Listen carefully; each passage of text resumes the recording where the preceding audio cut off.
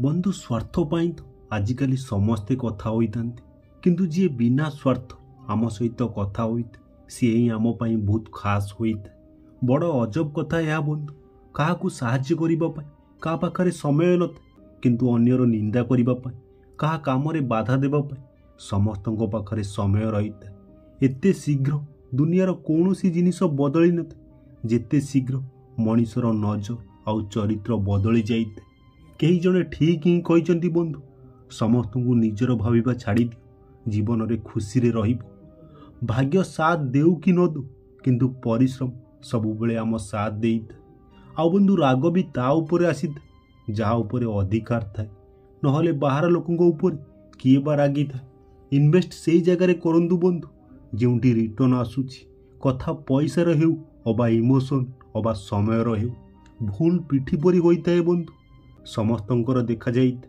किंतु निजर नुह बंधु जीवन निज लोकों साथी केबे भी कौन प्रकार खेल खेलतु ना जदि जीती गल ना तेबे बहुत किछि हरइब जो मनीष आपण निजर सबू टाइम देउचंती स्पेशल अनुभव कराइबा पई चेष्टा करूचंती निजर सब किछि ताकू देउचंती देखिब से मनीष आपणकर भ्यालु केबे भी करिबो ना जो लोक कष्ट को बुझीतांती से लोक केबे भी का कष्टर कारण साजी नथांती घंटा घंटा कथा होता जो लोक अन्यर भूल को नहीं निजर भूल शुणिले से ही जगह ही छाड़ी दियंती चुपचाप सबू कथा सहुतिले आपण भल आउ थरे अभियोग करदेले आपणठार खराब आउ केही नु खराब समय जेबे भी आसी थाए बंधु निज लोक ही मुह बुलाई नहीं थांती का साथी जदि रोच तेबे विश्वासी होइकी रुह धोखा देबा तो बेईमान लोकंकर परिचय अटे यही कथा बंधु मन रखिब शंख आउ मूर्ख अन्य केही फुंकिले जाई बाजी था अधिकांश से लोक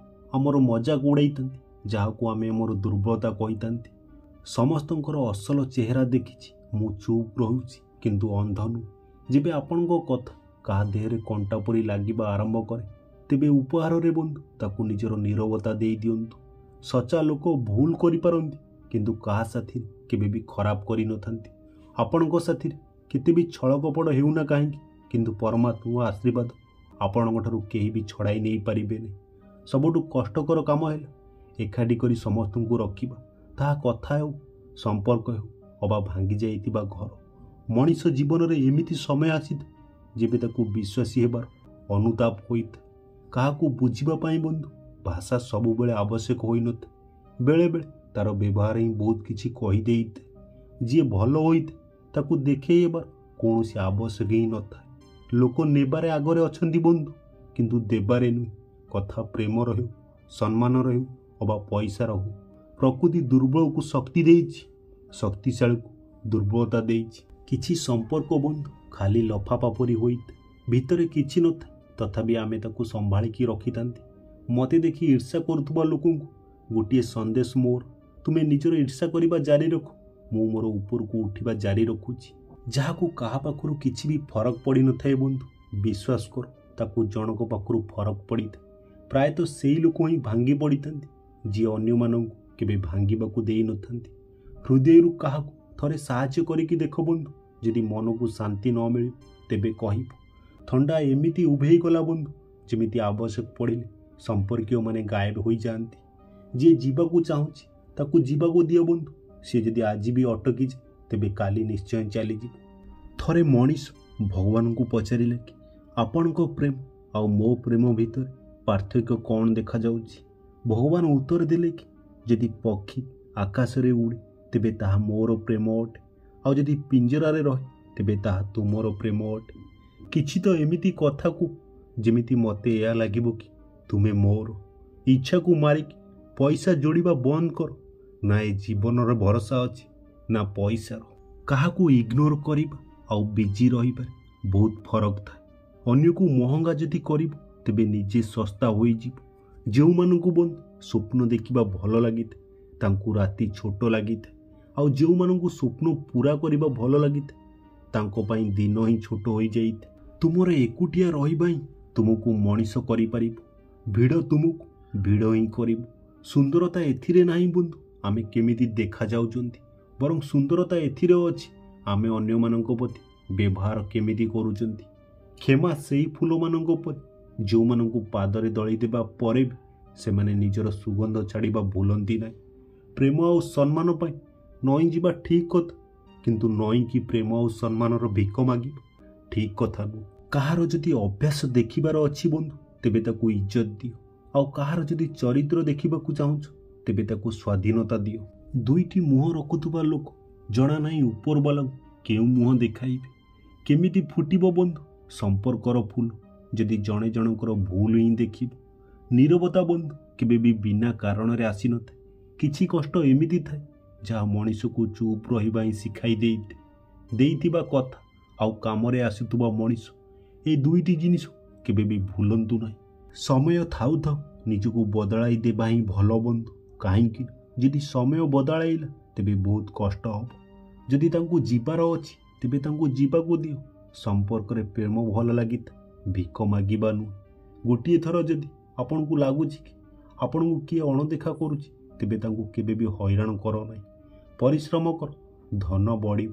ଧୈର୍ଯ୍ୟ ରଖିଲେ କାମ ବନିଯିବ। ଆଉ ମିଠା କଥା କହିଲେ ପରିଚୟ ବନିବ। ସମ୍ମାନ ଦେଲେ ନିଜର ନାଁ ବନିବ। କିଛି ଲୋକ ସ୍ୱାର୍ଥ ପାଇଁ ହିଁ ସମ୍ପର୍କ ଯୋଡ଼ିଥାନ୍ତି ବନ୍ଧୁ। ନିଜ କାମ କରିକି ସଚୋଟ ଲୋକଙ୍କ ହୃଦୟରେ କଷ୍ଟ ଦେଇଥାନ୍ତି।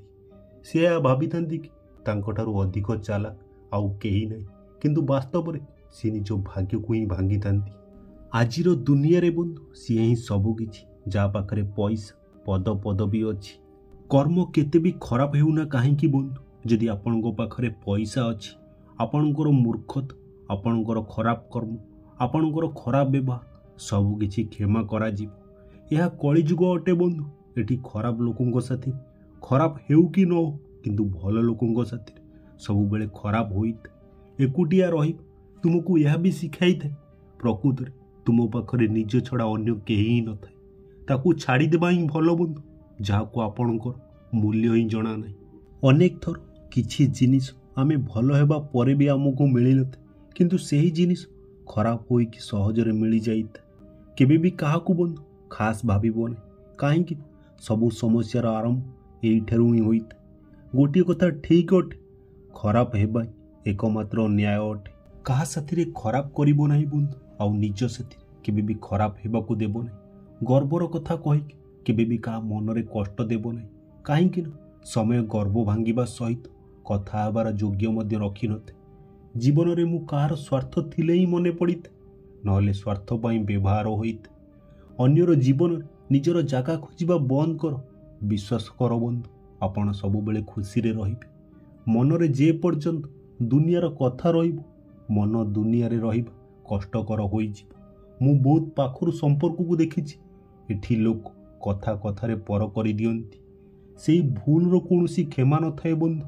ଯେଉଁଠି ଆପଣ ଏହା ଜାଣିଥାନ୍ତି କି କ'ଣ ଭୁଲ ଆଉ କ'ଣ ଠିକ୍, ତାପରେ ବି ଭୁଲ କରିଥାନ୍ତି। ସଚ୍ଚା ଖୁସି ଚାହୁଁଛ ତ ନିଜ ମନ ଭିତରେ ଚାହିଁକି ଦେଖ।